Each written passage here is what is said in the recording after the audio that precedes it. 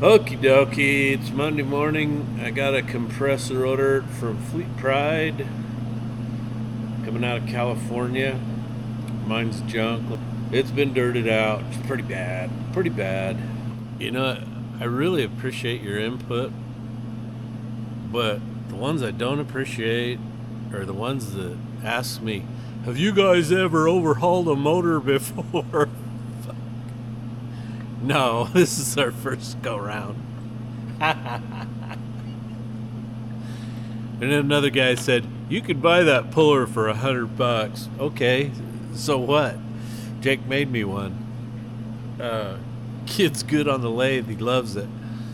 So he can make all the tools he wants. I couldn't find anywhere you could buy $100 sleeve pusher that was worth a shit. So, you know, I really don't mind the, well, it, let's just erase this, forget it. Okay, in today's video, I'm going to be a little more detailed with the components that I reassemble. I hope you appreciate that. I didn't film a lot of the teardown. Figured the assembly would be more interesting. So I'm gonna spend more time on putting things together for you.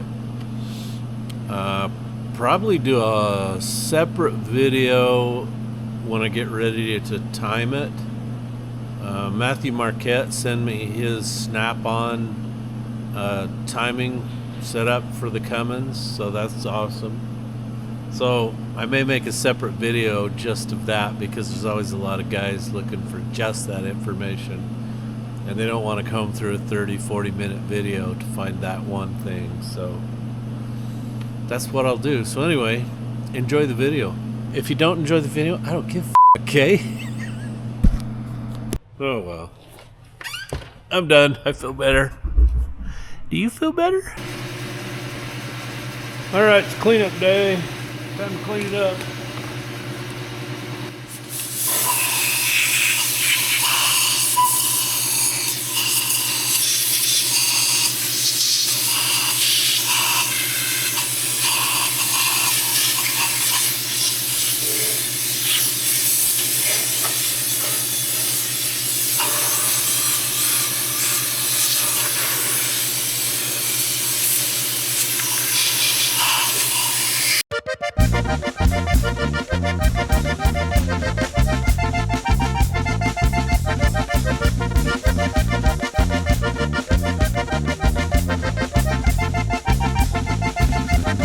Ay, nunca he visto una belleza como la que tienes tú, como una flor en la tierra, de color rosa o azul, el negro de tu cabello, como huele tu champú.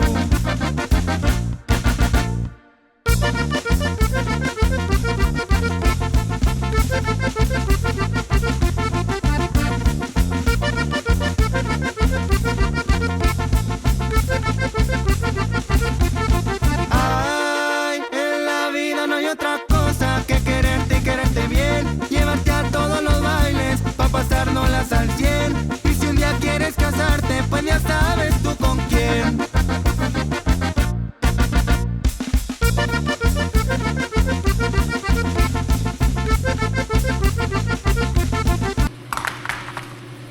Okay, we'll let the compressor catch up, and then I'll go get the lacquer thinner and go after it with lacquer thinner. That'll get the solvent residue off and have it clean as a baby's bottom. Pa' pasárnoslas al 100. Y si un día quieres casarte, pues ya sabes tú con quién.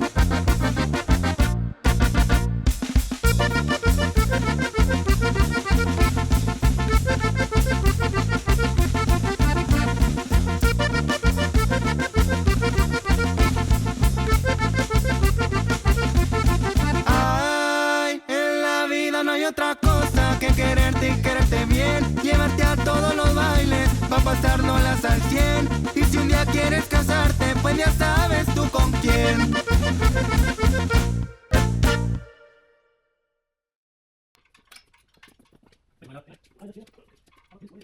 Okay, so sit down. Let's see. I'm gonna go ahead and set like this. So if I'm taking a sheet over. Yeah, you keep it. There it is.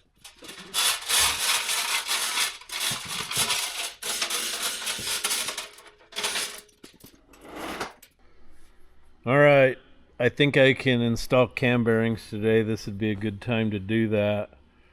So this is a Federal Mogul set of bearings.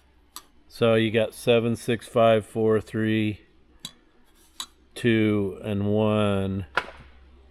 And I'm like, wow, how am I going to figure this out? And then I looked, and there's a number on the bearing. So anyway, the bearings have to get put in correct, or the holes aren't going to line up, and you're going to have a problem. So since these are Federal Mogul and they're not marked, I just went by the part number, and thank goodness they had a Cummins part number on them, and I had a book to verify the position. So it says you start with the number 7 and work your way back. All right, here's what I did. I marked this hole. As you can see, that's a really large hole compared to the one in the cams. So I really don't think it's going to be that hard to line this up and get it in there. As you can see, that's all you got to do. So we'll get the puller set up here, and I'll bring you back when we get going in. Okay, so I can set this slug up in this number 6 bore. You can't put it in 5 because of this right here, and you can't put it in 3. When I get to the next one, I'll be able to put the cap out on the end. Now, one cool thing about this is when you put the rod through this one and it's in this bore and this puller's in there, when you put the bolt through and it goes right through the slugs, you know you haven't got an alignment issue. So what I did is I just put this on, and I just took a small hammer, and I could see it needed to go down a little, and I just tapped it. And so it started, and it started in there straight because the rod went through it. Yeah, just gonna go right in.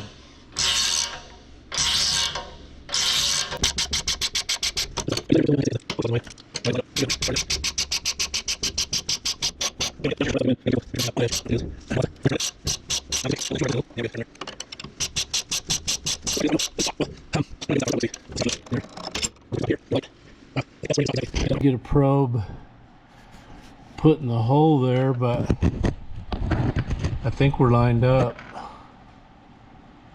perfectly. But the other thing I want to check is this. I'm gonna have to pull that out here carefully, get it away from the bearing so it don't dick it up. It comes out. All right, so I can see it better now. Yeah, we're lined up good with the hole, and you can just see that hole, that drain hole. So question is, do I want to go just a little bit farther, give it more drainage? Let's get something and put in there and see where we're at. So I'm going to use this little pick in there to see if I can figure out where we're at in relation to the hole. And it kind of looks like that's probably as far as I want to go.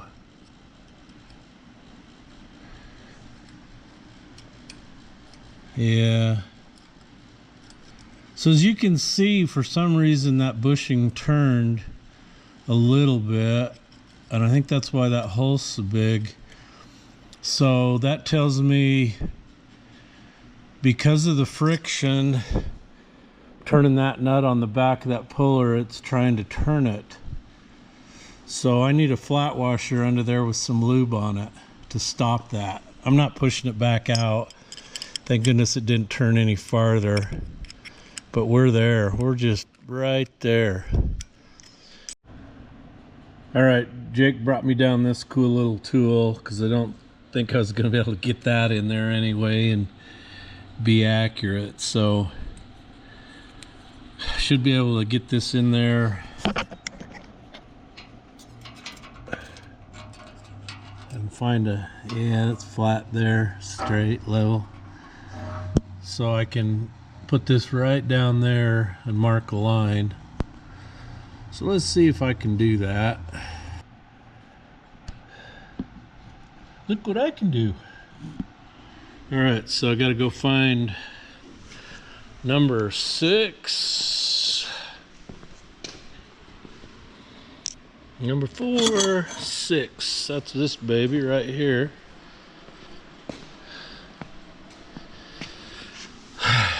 So the number 7, you put the tang at the 6 o'clock, and the rest of them are gonna go to the 9 o'clock. But first, I need to draw the line on this one. What do you think? I think so. No, I don't want to put oil in here on this, because what I've always found is if you lube the outside of a bushing like this, you're going to get some compression from the oil film, which can potentially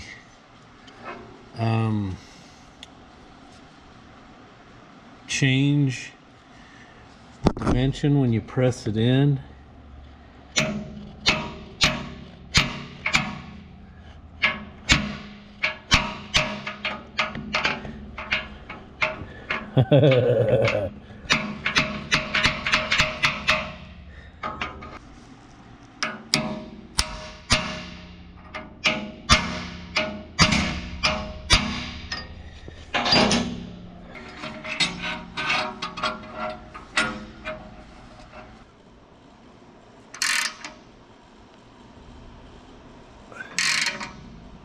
Yeah, there we go.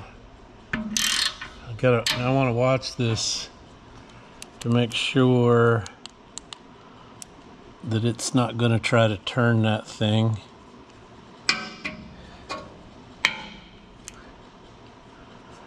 So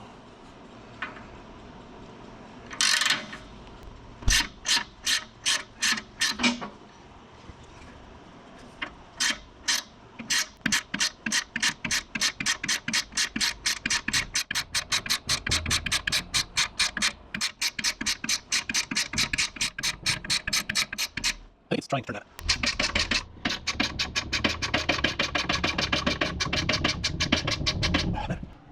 Lined up. Perfect. Perfect. Perfect. All right, next one. So I got them pressed in up to number 3. So the only way I can make this work with my setup is to go ahead and push number 1 in, and then it'll go in the bore far enough for this slug to fit, and then I can go ahead and pull number 2 in. If I put number 2 in first, then I've got nothing to get up there and pull that in. So I got to use this one, which has the same bore as an empty bearing, with, I mean, a bore with no bearing in it. How we engineered it without accountants. Maybe we should have had some accountants, huh?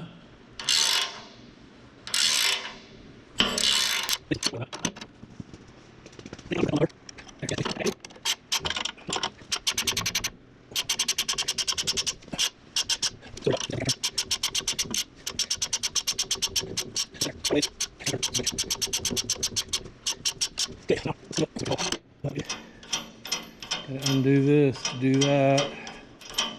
You ever have to do this to do that before? That's a little of this to do that. Oh, looky there. There's the hole. I always stop just about right. It's awesome. It's just awesome to be right all the time. You know? Winning. Jeff's winning. I'm gonna say we're good here. Let me check. I'm pretty sure this, yeah, we got plenty of room. Holes lined up. Yeah, see, this will go in now. And I can do the second bearing. Number 2. Alrighty, so last bearing going in. I'm not sure there's anywhere I can set you, but you can see it running along the line there.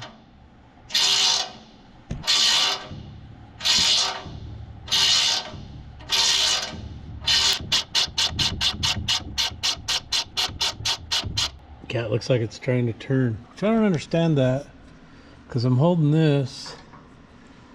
So how in the hell can that try to turn that? I don't know. Either that or my little T-square wasn't exactly square.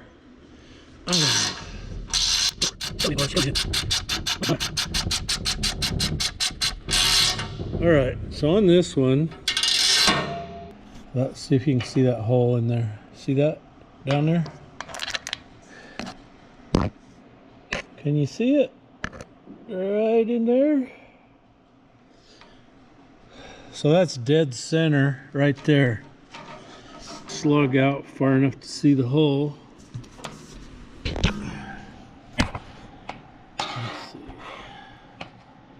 There's the hole. Right down in there. Right there. Thank goodness for that ratchet wrench. I told Jake when we went to put these back together, we were getting a ratchet wrench. Not a regular wrench. No thank you. Alright, so now we'll pull this all out without scratching anything, hopefully. There we go. That's out.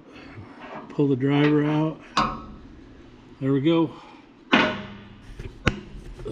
So, front one's in, holes lined up, that one, all of them. So now I just go in with paper towel and some ether on it and clean the Sharpie marker off. Clean the bearings up. We're done. Alright, camshaft's in. My hands were covered in secret sauce. It's gonna have to come back out to put the gear and stuff on, but Jake helped me get it in there. I just wanted to make sure she was gonna go in and we didn't have a bearing issue or something, and it glided in like butter. So anyway, cam bearings are in, cam's in. So got some bad news today. Machinist said he can't grind my crank. He doesn't have enough weights for that big crank to counter the counterweight action. So I said, okay, is there somebody else? He's, yeah, I can get it ground, but it'll take 2 weeks. I've ordered a 2-inch front accessory drive, crank gear, cam gear, oil pump, and a front cover, and a new pulley for the front. That's $2,400. So that's where we are today. All right, so I've got the block tipped upside down. I sent pictures of the main bearings to the bores to Brian. He said they look good. There's no signs of fretting. I put the rear main cap on and indicated it. It's good. So tomorrow I'm supposed to go up and get my crank. It's supposed to be done, get my rods. We'll see what the crank measures after he polished it. If it's not within specs, not usable, I'm just going to buy a new one. I'm not going to dick around. I ain't got time for this. So, yeah, I haven't got liner shims yet either. Don't know what's going on there. But anyway, that's where I'm at. I'm just going to buy a crank if that's what I got to do. So, in the comments below, if any of you guys have bought N14 cranks, let me know where you bought it from and your experience with it. And I'll buy it from there. So, today's Thursday, tomorrow's Friday. This video will be out tomorrow. In the comments below, let me know, and we'll get us a crank and get moving here.